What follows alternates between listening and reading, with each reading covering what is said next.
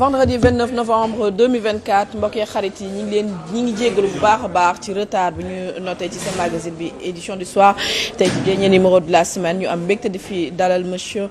David Célestin Faye nga xam ne mooy secrétaire national du syndicat autonome des enseignants du syndicat autonome de l'enseignement supérieur n'est-ce pas monsieur Faye c'est ça moom lañ fi dalal nar a waxtaan situation dans les universités notamment la xew fële ci université Assane Seck bu Ziguinchor nga xam ne fan ñu génn amoon na fa ay échauffourées entre les forces de l'ordre ak les étudiants ñi ngi réclamer ñu jeexal li nga xam ne mooy travaux yi am foofu noonu ci seen chantier depuis 2015 ñuy noté retard bu énorme ce sera l'occasion aussi ñu defaat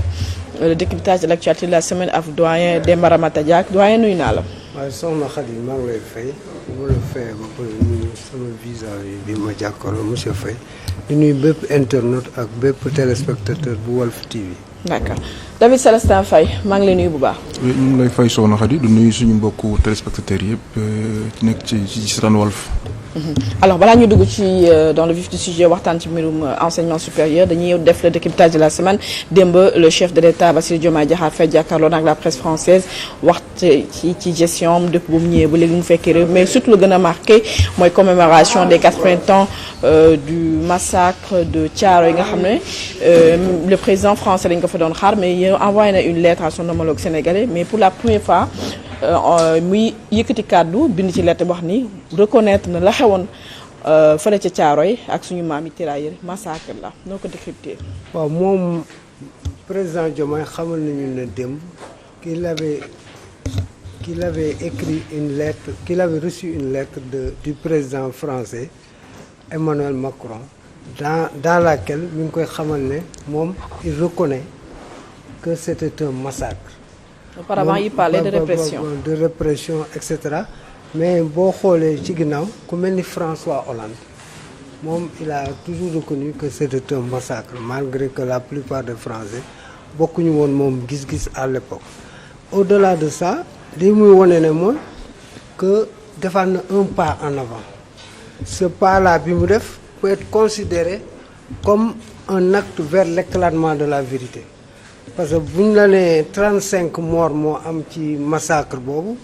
war nga mën a poser wu ay questions parce que c'est pas un régiment de 35 personnes ak tous les tirailleurs qui étaient là-bas donc ça veut dire que il y a des choses qu'on nous cache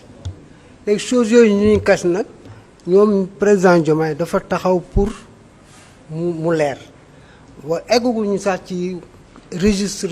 jéggal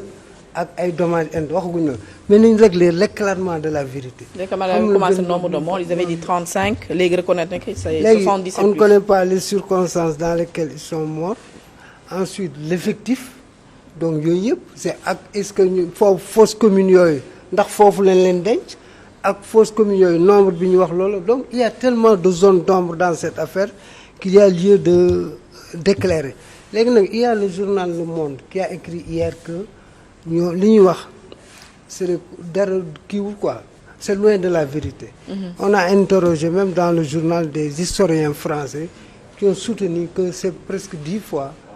le nombre de morts bi ñu dedans donc ça veut dire que il y a des choses à faire léegi nag li ci am solo mooy attitude du président Diomaye. Il vient de montrer à la face du monde que moom loolu muy wax souveraineté moom c'est pas un vain mot pour lui. parce que la souveraineté aussi commence par la souveraineté militaire ak yooyu wan na la ko sax. parce que démb évoqué na la probabilité que fii nii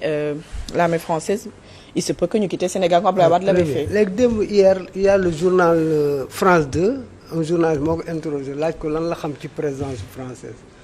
te réponse bi mu ko jox aussi réponse su ku am fulla la. parce que daf ne ko yow léegi yow nan ngeen di gisee ay armée Chine wala Russie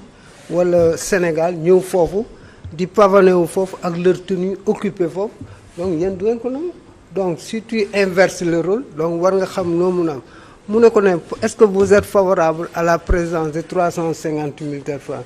mu xamal ko ne ci kii lañ jëm ci rupture. mais rupture boobu nag ça ne sera pas une rupture brutale. Ça sera une rupture intelligente boo xam ne au moment venu on va dire aux Français lii ak lii moo mën a am ça veut dire quoi ça veut dire que ñoom ñi ngi préparer une rupture te man jàpp naa ne boo xoolee ñi ñu yor léegi réew mi ki ci bopp bi mi ngi tudd Bassirou Diomaye Faye mi ngi judd 1980 au moment où Bassirou Diomaye Faye naissait année boobu ci la Senghor bàyyi pouvoir Senghor ses rapports avec la France gis nga ni mu demee ñu ñëw l'autre il s'appelle Ousmane Sonko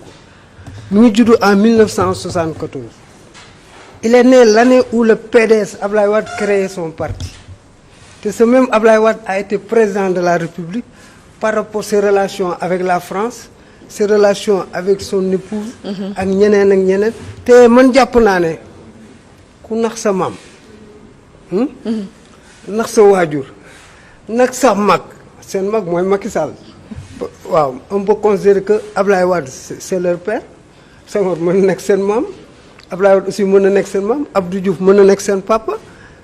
Macky seen mag la seen grand frère la ku nax sa maam nax sa papa nax sa grand frère mais boo amee fulla du la nax bien sûr c'est ça c'est foofu nag la ñoom Diomaye situé wu moo tax les rapports là seront obligatoirement changés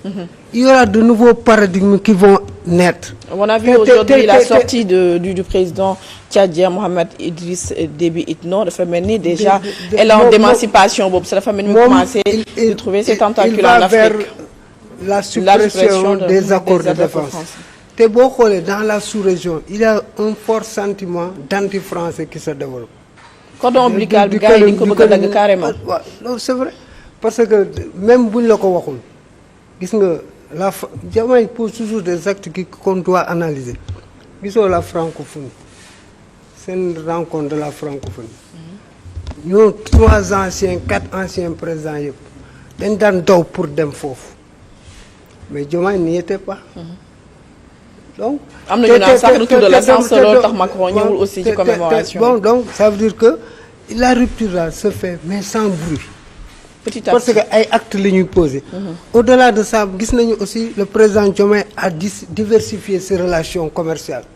xoolal accord yu mu signé ak la Chine. il est allé en Turquie allé aux États-Unis te certainement waaw le coup de téléphone avec la Russie. donc ça veut dire que moom rupture bi dañ ko acté mais sans bruit.